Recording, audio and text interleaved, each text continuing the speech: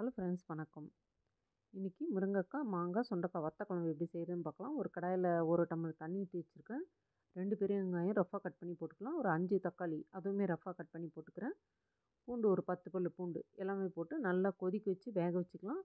உங்களுக்கு இந்த மாதிரி வேக வைக்கிறது பிடிக்கலைன்னா ஆயில் போட்டு நல்லா ஃப்ரை பண்ணி எடுத்துக்கலாம். நான் இந்த மாதிரி வேக வச்சு தான் எடுத்திருக்கேன். நல்லா வெந்துருச்சு பாருங்கள். வெந்தோடனே ஸ்டவ் அணைச்சி வச்சிடலாம். இந்த சைஸ் புளி எடுத்து ஒரு பெரிய நெல்லிக்காய் சைஸ் புளி எடுத்து ஊற வச்சுக்கிறேன். இப்போ வெங்காயம் தக்காளி நல்லா ஆறிடுச்சு. மிக்ஸி ஜாரில் போட்டு அரைச்சி எடுத்துகிட்டு வந்துடலாம். சுண்டைக்காய் வத்தல், முருங்கைக்காய் வத்தல், மாங்காய் வத்தல். முருங்கைக்காய் வத்தல், மாங்காய் வத்தல் வீடியோ ஆல்ரெடி நம்ம சேனலில் இருக்குது. உங்களுக்கு விருப்பப்பட்டால் பார்த்துட்டு வந்துடுங்க. கடாயில் எண்ணெய் ஊற்றி சுண்டைக்காயை பொரிச்சு எடுத்துக்கலாம். பொரிச்சு எடுத்து தனியாக வச்சுக்கலாம். இப்போ முருங்கைக்காய் வத்தலையும் போட்டு அப்படியே ஒரு திருப்பி எடுத்துகிட்டு வந்துட்டு ரொம்ப நேரம் வறுக்க வேண்டாம். ஒரு திருப்பினாவே போதும். அதையும் எடுத்து வச்சுக்கலாம். இப்போ மறுபடியும் கொஞ்சம் நல்லெண்ணெய் போட்டுக்கலாம். இந்த வத்த குழம்புக்கு நல்லெண்ணெய் போட்டிங்கன்னா சூப்பராக இருக்கும் டேஸ்ட்டு. கடுகு, சீரகம், பெருங்காயம், வெந்தயம் போட்டு தாளிச்சிக்கலாம். இப்போ கொஞ்சமாக ஒரு சின்ன சைஸு வெங்காயம் கட் பண்ணி குட்டி குட்டியாக கட் பண்ணி போட்டுக்கலாம் தாளிக்கிறதுக்கு. வெங்காயம் நல்லா கலர் மாறிச்சு. இந்த சமயத்தில் நம்ம அரைச்சி வச்சுருக்க எல்லா விழுதும் போட்டுக்கலாம்.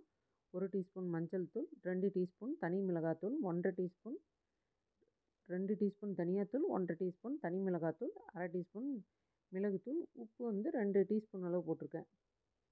எல்லாம் நல்லா கலக்கி விட்டுறலாம். நல்லா கொதிக்கட்டும். இந்த சமயத்தில் நம்ம முருங்கைக்காய் வத்தலும் மாங்காய் வத்தலும் போட்டுடலாம்.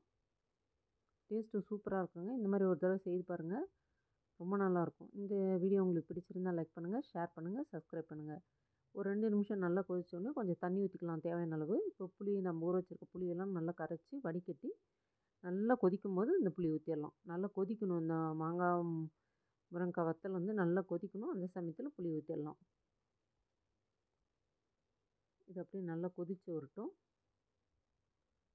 நல்லா கொதித்து வரும்போது நம்ம கொஞ்சமாக கொத்தமல்லி கருவேப்பிலை போட்டு நம்ம வறுத்து வச்சுருக்கோம் பாருங்கள், சுண்டைக்காய் வத்தல் அது போட்டுக்கலாம். நான் உப்பு டேஸ்ட் பண்ணுவேன். உப்பு பத்தலை, உப்பும் ஒரு 1/2 டீஸ்பூன் போட்டுக்கிட்டேன்.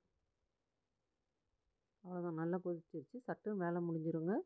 சாதத்துக்கு சூப்பராக இருக்கும். அதே போல் நீங்கள் இட்லி, சப்பாத்தி, தோசை கூட நல்லாயிருக்கும் இந்த குழம்பு. செய்து பாருங்கள். சூப்பராக இருக்கும் டேஸ்ட்டு. அவ்வளோதான். ரொம்ப ஈஸியாக சீக்கிரமாக முடிஞ்சிச்சு பாருங்கள். ரொம்ப சிம்பிளாக இருக்குது. டேஸ்ட் அட்டகாசமாக இருக்கும். இன்னும் கொஞ்சம் கொத்தமல்லி கருவேப்பிலை போட்டு இறக்கிடலாம். அவ்வளோதான். தேங்க்யூ.